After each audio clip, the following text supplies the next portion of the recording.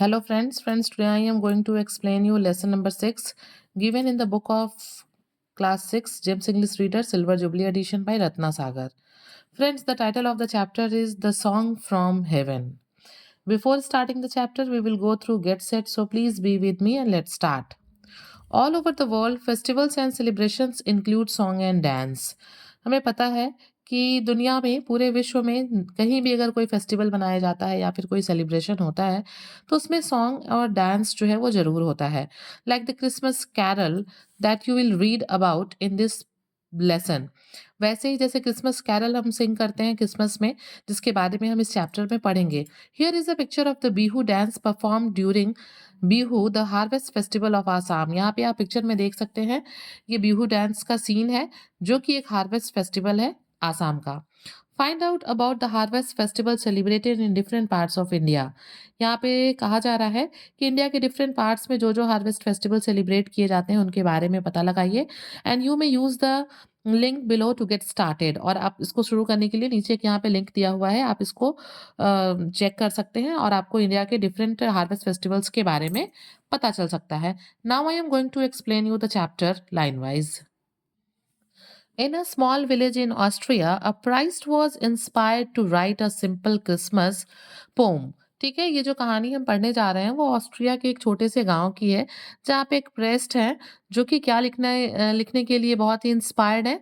वो एक Christmas pome लिखने जा वाले हैं। ठीक है, the pome became a song. क्या होता है, ये जो पोएम है ये एक गाना बन जाता है, एक सॉन्ग बन जाता है and the song became a carol. और ये एक फिर एक कैरल बन जाता है। कैरल क्या होता है, एक रिलीजियस सॉन्ग होता है जिसे हम क्रिसमस पे सिंग करते हैं and eventually spread all over the world. और अंततः फाइनली ये पूरे वर्ल्ड में स्प्रेड हो जाता है। Read how the song has been bringing joy to millions. और चलिए स्टोरी को पढ़ते हैं और पता लगाते हैं कि कैसे ये जो सॉन्ग होता है ये बहुत लोगों के लाइफ में किस तरीके से जो है जॉय हैप्पीनेस लेके आता है। Okay, Father Joseph Moher sat in his study preparing for the special Christmas service। जो फादर जोसेफ हैं वो अपने स्टडी में बैठ के किस चीज़ की तैयारी कर रहे थे, वो प्रिपरेशन कर रहे थे क्रिसमस सर्विस की, जो है एक मुख्य उनके यहाँ जो क्रिसमस कार्यक्रम होता है स्पेशल तरीके का, उसकी तैयारी कर रहे थे। द ईयर वॉज 1818, ये 1818 जो था वो सन था। And on this Christmas eve the year was particularly festive. ये कहते हैं ना कि खुशनुमा माहौल होना, एक जॉयस इन्वायरमेंट होना, मतलब त्योहार की वजह से, क्रिसमस ईव की वजह से, क्रिसमस की शाम की वजह से जो पूरा माहौल था वो क्या था, बड़ा ही जॉयस था, फेस्टिव मतलब सीजन था। फादर मोहर opened his Bible to prepare his sermon and read about that special night when an extraordinary baby was born to ordinary parents in a little मैंगर। और क्या होता है कि जो फादर हैं वो बाइबल को ओपन करते हैं अपने सरमन, अपने भाषण, अपने संदेश, अपने उपदेश को तैयार करने के लिए।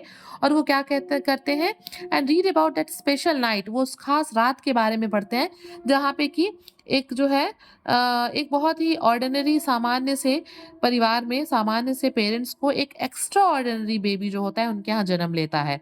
और वो बच्चा कहाँ जन्म लेता है, इन अ लिटिल मैंगर। मैंगर क्या होता है, अ बॉक्स इन अ स्टेबल और barn from which horses and cattle fed. मतलब वो अस्तबल में, ठीक है ना, वहां पे एक बेबी जो है एक मैंगर में, एक बॉक्स में जो है वो जन्म लेता है।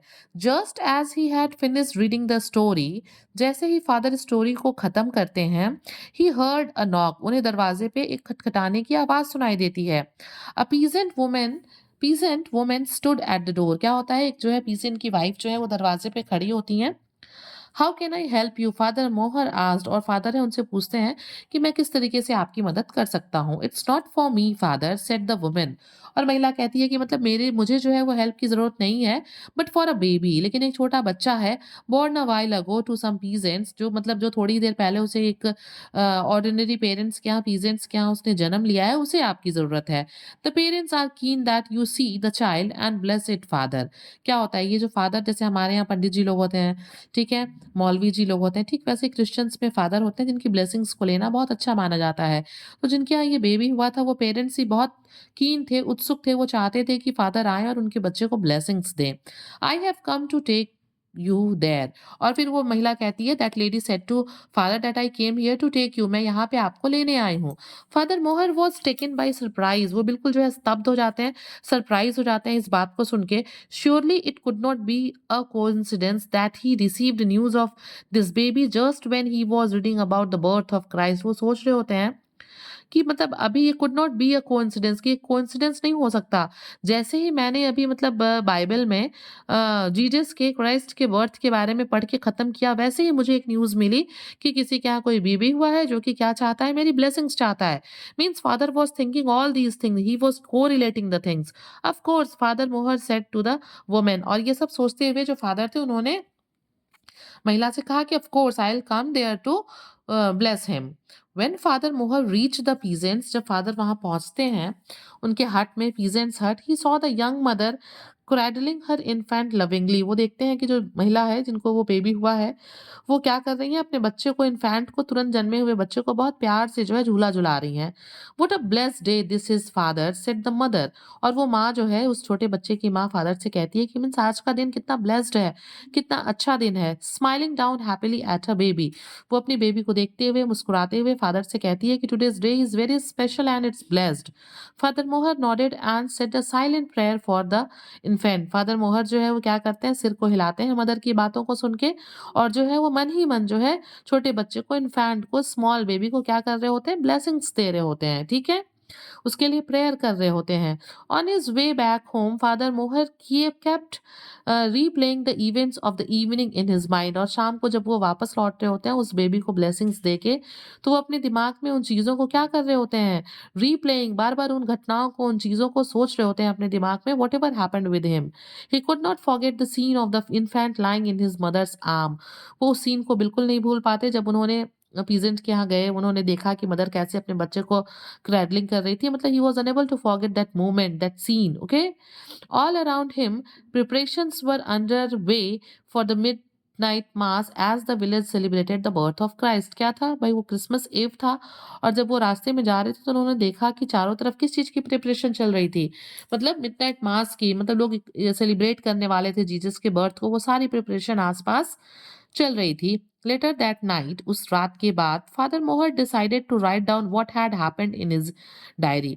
मतलब वो डायरी लिखने वाले थे, whatever happened with him he was going to note it in a diary.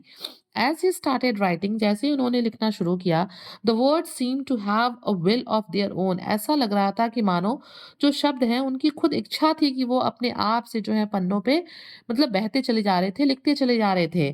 Quite naturally, एकदम सामान्यतः, प्राकृतिक तरीके से, अपने आप ऐसा हो रहा था। क्या हो रहा था, his lines flowed into beautiful words, कि वो जो लाइन्स वो लिख रहे थे वो एक बहुत सुंदर वर्ड्स यानी कि छंद, पोएट्री, स्टेंजा बनती जा रही थी। व्हेन ही फाइनली स्टॉप्ड, जब उन्होंने लिखना बंद किया, उन्होंने जो घटनाएं हुई थी उसको लिख लिया, फादर मोहर found that he had composed a poem. और उन्होंने पाया कि वो तो डायरी लिख रहे थे, but it was a wonderful poem. उन्होंने एक बहुत अच्छी कविता, उन्होंने एक बहुत अच्छा स्टैंजा लिख के तैयार कर दिया था। The next morning on Christmas day the music teacher of the village school France ज़ेवर ग्रबर केम टू विजिट फादर मोहर। और क्या हुआ, अगले दिन सुबह जो है क्रिसमस के दिन जो म्यूजिक टीचर थे विलेज स्कूल के वो आए, जिनका नाम फ्रांस ज़ेवर ग्रबर था। वो फादर मोहर से मिलने के लिए आए। When he read the poem, जब उन्होंने उस सुंदर कविता को पढ़ी, he took out his guitar and composed a tune to match the words. तो उन्होंने क्या किया, उस कविता को सुनते ही, पढ़ते ही उन्होंने अपनी गिटार को निकाली और उन्होंने एक धुन बजाया और उसको जो है उस पोम के वर्ड से मैच कराया। द पोएम दस transformed into a lovely song. और क्या हुआ, म्यूजिक के साथ, गिटार की म्यूजिक के साथ, धुन के साथ बजने पे वो क्या बन गए, वो एक बहुत ही प्यारा सा गीत बन गए, ट्रांसफॉर्म्ड हो गए एक गाने में। Father Mohr and Franz Gruber decided to sing the song at church. और उसके बाद क्या हुआ, उस मॉर्निंग फादर ने और म्यूजिक टीचर ने, जो ग्रबर जिनका नाम था, उन्होंने डिसाइड किया कि वो इस गाने को, इस पोम को, उस पोम को जिसको उन्होंने गाना बना दिया था, उसे वो चर्च में गाएंगे। They sang to the accompaniment of Franz Gruber's guitar as the church organ was out of order। देखिए चर्च ऑर्गन यहाँ पे यूज किया गया है एक म्यूज़िकल इंस्ट्रूमेंट के लिए जिसे चर्च में प्ले किया जाता है, ठीक है? उन दोनों ने एक साथ एक-दूसरे को अकम्पेनमेंट मतलब एक-दूसरे को साथ देते हुए उन्होंने गिटार पे उस सॉन्ग को गाया। उस गिटार पे इसलिए गाया उन लोगों ने क्योंकि जो चर्च ऑर्गन था, जो चर्च का पियानो था, जो म्यूज़िकल इंस्ट्रूमेंट था, वो आउट ऑफ ऑर्डर यानी कि खराब था। The congregation at the church loved the new song और जब फादर ने और म्यूज़िक टीचर ने उस गाने को गाया, तो वहाँ पे जो लोग वहाँ पे गैदर्ड थे, congregation means the people who are gathered in a church, वो लोग जो वहाँ इकट्ठे हुए थे, वो सब लोगों ने जो है उस गाने को बहुत पसंद किया। दे hummed along and were deeply moved by the words वो जो लोग थे उन लोगों ने सब लोगों ने एक साथ मिलके हमड यानी कि गाने को गुनगुनाया, पेंग बज़ एक साथ गुनगुनाया और वो गाने के साथ बहते चले गए मीन्स वो उसमें डूब गए। The song had begun to spread its magic वो गाना जो था सारे लोगों के ऊपर अपना मैजिक चलाने लगा। अ फ्यू डेज लेटर कुछ दिनों के बाद an organ builder from another village came to repair the church organ. क्या हुआ जो चर्च का जो वो था क्या कहते हैं म्यूजिकल इंस्ट्रूमेंट था चर्च ऑर्गन था वो तो आउट ऑफ ऑर्डर था ना, तो उसको बनाने के लिए एक दूसरे गांव से जो है एक रिपेयर करने के लिए एक बिल्डर आया, okay? It is fine now और उसने उसको बनाने के बाद कहा कि ये अब ठीक है। ही टोल्ड फ्रांज ग्रबर उन्होंने मतलब जो बिल्डर था उसने उसको बनाया और उसने म्यूज़िक टीचर से कहा कि अब ये ठीक है, आप इसे बजा सकते हैं। Please play a tune and check और उसने कहा कि इसको एक बार बजा के आप चेक कर लीजिए। Franz Gruber began to play the new song और फ्रांज ब्रगर ने उसी गाने को बजाया जिसको उन लोगों ने कंपोज़ किया था, उस दिन पोएम से बनाया था। The organ builder stood wrapped with awe. Wrapped with awe means totally engrossed. वो पूरा fascinate हो गया था उस song में मतलब attract हो गया था। As the musical notes washed over him, his heart filled with joy. ऐसा लग रहा था कि जो म्यूजिक के टोन थे वो उसको बिल्कुल जो है बहा ले गए हैं। उसका दिल जो है वो पूरा खुशी से गाने को सुन के भर गया था। I have never heard this song before. Can I learn it? और फिर बिल्डर ने कहा कि मैंने इस गाने को पहले कभी नहीं सुना है। क्या मैं इसे याद कर सकता हूँ? आज द ऑर्गन बिल्डर उसने मतलब पूछा म्यूजिक टीचर से my friends and neighbours would love to hear it जो मेरे दो और उसने कहा कि अगर मैं इसे याद कर लूंगा तो मेरे दोस्त और मेरे जो पड़ोस के लोग हैं वो इसे सुनना बहुत ही पसंद करेंगे। फ्रांस ग्रबर जो थे म्यूजिक टीचर वो तैयार हो गए and that's how the song took its first step outside the tiny village where it was born. और क्या हुआ अभी तक तो गाना वहीं पे था ना जहाँ पे जिस छोटे से गांव में वो बना था फादर के, लेकिन इस बिल्डर के दूसरे गांव से बिलोंग करने की वजह से अब ये गाना अब गांव के बाहर चला गया, ठीक है? एक दूसरी जगह चला गया, आउट ऑफ द विलेज चला गया जहां पे ये बना था। The organ builder gathered the children of his village and taught them the song. फिर क्या हुआ जब जो ऑर्गन बिल्डर था इंस्ट्रूमेंट को बजान बनाने वाला जो आदमी था, जब वो अपने गाँव गया तो उसने वहाँ पे बच्चों को इकट्ठा किया अपने गाँव के बच्चों को और उन्हें ये गाना सिखाया। They called it song from heaven और उन लोगों ने इसे नाम क्या दिया? Song from heaven and soon it became popular in several neighbouring villages as well. और धीरे-धीरे बहुत जल्दी ही ये गाना आस-पास के नेबरिंग विलेजेस में भी लोग जानने लगे, इसे गाने लगे। In time the song reach the lips of the most wonderful singers और जल्दी धीरे-धीरे ये गाना बहुत कम समय में बहुत ही वंडरफुल सिंगर्स के मतलब होठों पे यानी कि वो भी इसे गाने लगे। द स्ट्रासर्स चिल्ड्रन ऑफ जिले जिलेटल वैली और ये यहाँ पे मतलब जो सिंगर्स हैं स्ट्रासर्स चिल्ड्रन उनके पास ये गाना पहुंच गया। Everyone agreed that the children Caroline Joseph Andreas and Emily sang like angel. सबका मानना था कि ये जो बच्चे हैं ये बिल्कुल एंजल्स की तरह गाना गाते हैं। They were often called to sing at local events though little Emily was so young that the she could barely pronounce the words of the song। मतलब ये बच्चे हमेशा छोटे-छोटे इवेंट्स में, लोकल इवेंट्स में गाना गाने के लिए बुलाए जाते थे, जबकि एमिली तो इतनी छोटी थी कि वो वर्ड्स को जो है बहुत मुश्किल से प्रोनंशिएट कर पाती थी। Their parents were glove maker. ये जो बच्चे थे इनके पेरेंट्स क्या थे? ग्लव मेकर थे, वो ग्लव्स बनाते थे। Every year in spring the family travel northward to Leipzig to sell their wares and at the annual trade fair.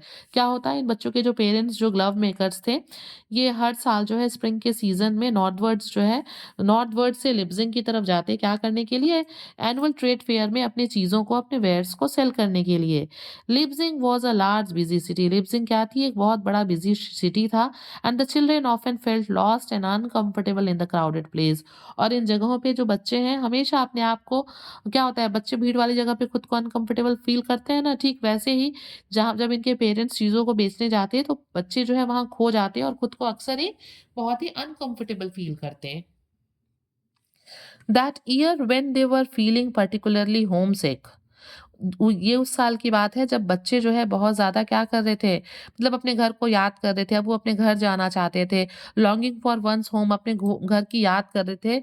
Caroline Strasser suggested, तभी कैरोलिन स्ट्रेसर्स ने सजेस्ट किया, I know what will lift our spirit. उसने कहा कि हमें पता है कि कौन सी ऐसी चीज़ है जो मतलब हमारे उत्साह को बढ़ाएगी, हमारे स्पिरिट को लिफ्ट करेगी। लेट्स सिंग। और उसने कहा चलो गाते हैं। Yes let's Singh agreed the others. और बाकी के भी जो 3 थे वो तैयार हो गए। उन्होंने कहा हाँ चलो। The children stood in a corner. बच्चे एक कोने में खड़े हो गए। ऑफ द स्ट्रीट, सड़क के एक कॉर्नर में खड़े हो गए। And started singing. और बच्चे वहाँ पे गाना गाने लगे। Of course they choose their favourite song. उन लोगों ने अपना वही फेवरेट सॉन्ग चूज़ किया। कौन-सा? Song from heaven. ठीक है? Soon people stopped and gathered around the children. जब बच्चे गाना गा रहे थे सड़क पे तो लोग क्या करने लगे? धीरे-धीरे वहाँ इकट्ठे होने लगे। Mesmerised bye there melodious voice. और जो लोग वहाँ खड़े हो रहे थे वो क्या हो रहे थे? मेस्मराइज्ड, यानी कि वो पूरा स्पेल बाउंड, वो बहुत ही फ़ैसिनेट, वो बिल्कुल खो जा रहे थे, मंत्रमुग्ध हो जा रहे थे बच्चों के मेलोडियस सुरीली आवाज़ में एंड द ब्यूटीफुल वर्ड्स, और उस सॉन्ग के वर्ड्स में। Once more they cried each time the Strassers children finish the song. जैसे ही बच्चे गाना गाना बंद करते, जो वहाँ की भीड़ थी वो कहती वंस मोर, मतलब एक बार और उस गाने को गाओ। One elderly man in a particular observed the children keenly. When they had finished, he walked up to them. और क्या हुआ, तभी एक elderly man यानी कि बुजुर्ग आदमी, ठीक है, जो कि वहाँ पे खड़े होके, रिस्पेक्टेबल मैन, जो कि वहाँ पे खड़े होके गाने को सुन रहे थे, बच्चों को ऑब्जर्व कर रहे थे। जैसे ही गाना खत्म हुआ वो उन बच्चों के पास जाते हैं। What an enchanting performance. और वो कहते हैं कि ये कितना फैसिनेटिंग परफॉर्मेंस था। व्हाट वॉइसेस, कितनी अच्छी आवाज़ है।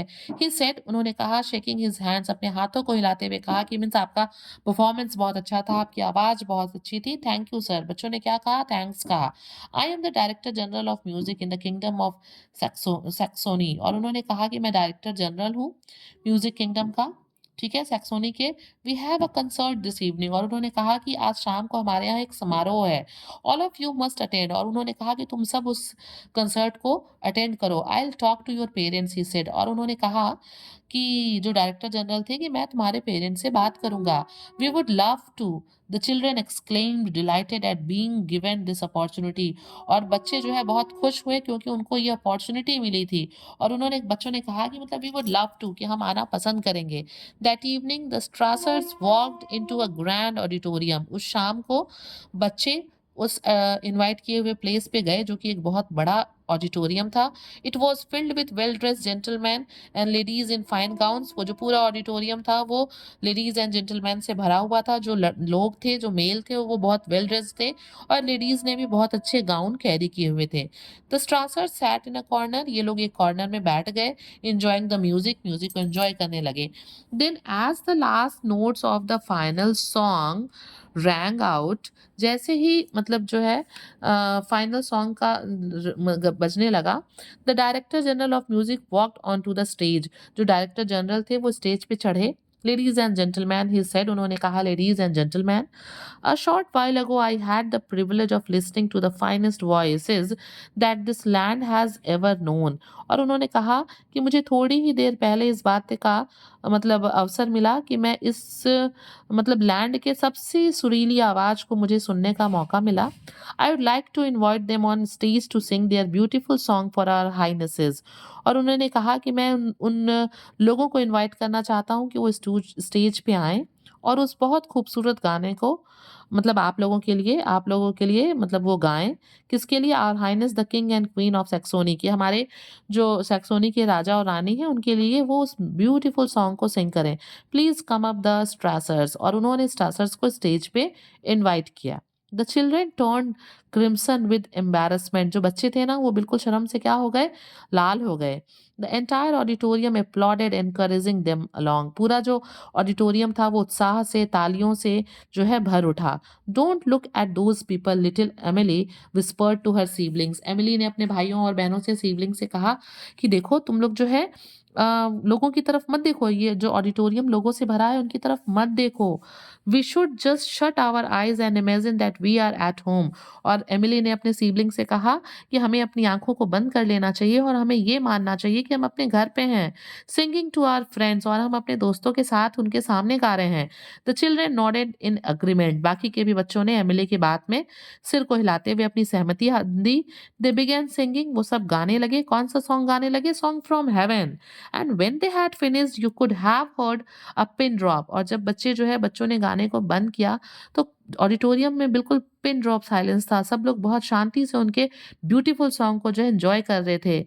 The stunned audience took a moment to recover from the spell of the song before they burst into a thunderous applause, जो मतलब थोड़ी देर के लिए क्या हुआ था, जो ऑडियंस थे वो बिल्कुल खो गए थे उनके गानों में, उन्हें रिकवर होने में, उस मोमेंट से वापस आने में थोड़ा टाइम लगा, और उसके बाद जो पूरा ऑडिटोरियम था वो एक तालियों की गड़गड़ाहट के साथ, एप्लॉज के साथ गूंज उठा। Everyone got to their feet giving the astonished children a standing ovation, सभी लोग जो भी ऑडिटोरियम में इकट्ठे थे वो सब अपने पैरों पे खड़े हो गए, बच्चों को जो है एक स्टैंडिंग ओवेशन देने के लिए, एक सम्मान देने के लिए। और सारे लोग बच्चे भी जो क्या थे, बहुत ही स्तब्ध थे, वंडरस थे।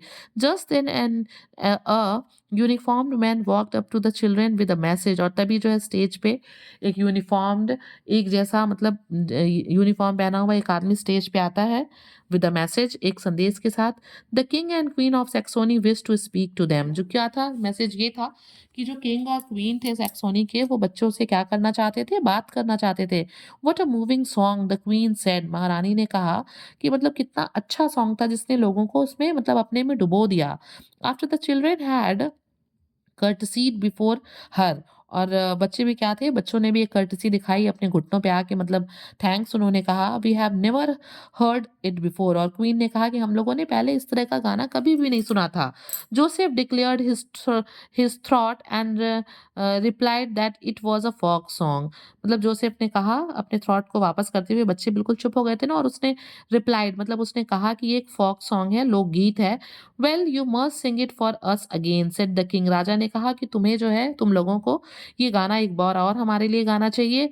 कम to the palace and sing it at the special Christmas service, और किंग ने कहा कि हमारे दरबार में आओ और स्पेशल क्रिसमस सर्विस में इस सॉन्ग को जो है तुम लोग गाओ। Okay, this is how, in the Christmas of 1832, the song traveled to the Royal Saxon court chapel and enchanted the entire congregation। और इस तरीके से 1832 में ये जो सॉन्ग था वो एक छोटे से गांव से ट्रेवल करता हुआ रॉयल सेक्शन कोर्ट चैपल में जो एंटर करता है, और enchanted द एंटायर कॉन्ग्रीगेशन, और वहाँ पे उपस्थित सारे लोगों को क्या करता है, मंत्रमुग्ध करता है। फ्रॉम देयर ऑन, और तब से the song travel around the world, ये गाना पूरे विश्व में जो है घूमने लगा। Capturing people's heart wherever it went, और जहाँ जहाँ पे ये गाना गया इसने लोगों के दिलों में एक जगह बनाई, लोगों के दिलों को कैप्चर किया। Even through the pain and despair of world war 1, song from heaven spread its magic, यहाँ तक कि जो वर्ल्ड वॉर 1 का जो दुख था, जो दर्द था, उसमें भी इसने जो है मैजिक का काम किया इस सॉन्ग ने। On 25 December 1914, in the middle of the war, the English and German troops decided to call a Christmas truce, और मतलब क्या था, वॉर के बीच में ही, और इंग्लिश और जर्मन दोनों टुकड़ियों ने ये डिसाइड किया कि वो क्रिसमस ट्रूस का मतलब क्या होता है पता है, टेम्पररी स्टॉप, कि गाने को कि वो जो है थोड़ी देर के लिए जो है मतलब वॉर को रोकेंगे। And soldiers of both army sang this carol simultaneously, और उन्होंने क्या किया, एक साथ जो है क्यूमुलेटिवली जो है उन लोगों ने साथ साथ इस गाने को गाया। It was the one carol that both sides knew connecting them in the midst of the enmity, मतलब उस शत्रुता के बीच में भी ये एक ऐसा गाना था जिसने दोनों ही ट्रूप्स को जोड़े रखा। The song continues to spread its joy and peace even today, ये जो गाना है ये आज भी लगातार खुशी और शांति से लोगों को जोड़ता है, ये फैलाता रहा है ये गाना, खुशी और शांति जो है स्प्रेड करता रहा है।